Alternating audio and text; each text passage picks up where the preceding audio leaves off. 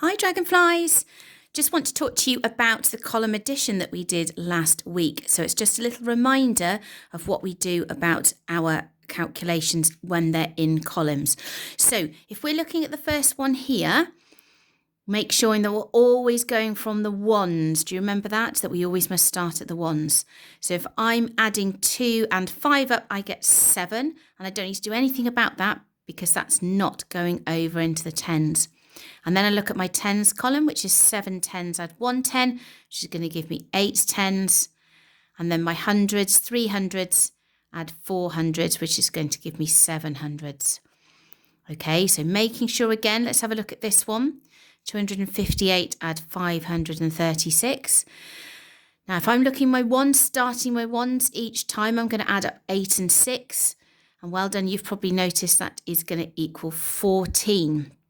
And my 14 is bigger in the ones than I need it to be. It's gone over into the tens, haven't it? So can you remember last week we talked about the 14? We're putting the 4 in the units there, in the ones, and we're carrying the 10 underneath so that we are able to add that into our tens column. And it looks a little bit like a 14 as well.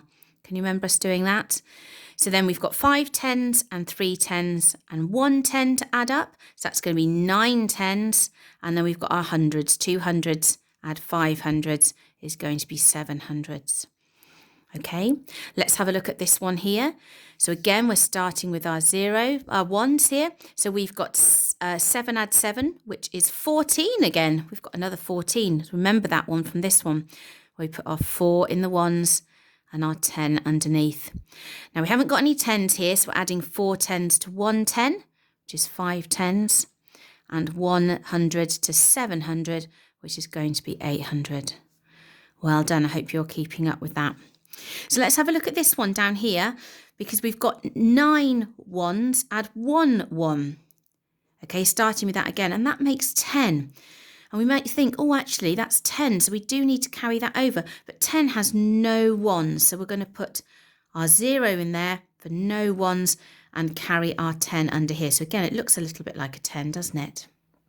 Okay, and then we've got 2 tens and 5 tens and 1 10, which is going to be 8 tens. And 3 hundreds add 3 hundreds is 6 hundreds. Okay, let's have a look at this one here. Again, starting with our ones. 4 ones add 9 ones. It's going to be 13 ones. So the 3 in the ones carrying our 10. Okay, we're regrouping that. So then we've got 3 tens and 4 tens and 1 10. Okay, so that's going to be 8 tens. And then we've got 2 hundreds and 6 hundreds. Added them together and that's going to be 800. Okay, so make sure that you are carrying that 10. You're putting it down the bottom and make sure you count it as well. So it's no good putting it down there if you forget it. Now, well done for thinking about all that. This one here, this is just going on to what we're going to be doing this week. So we've got 3 ones and 4 ones, and that equals 7 ones. So I don't have to do anything with that. That is fine as it is.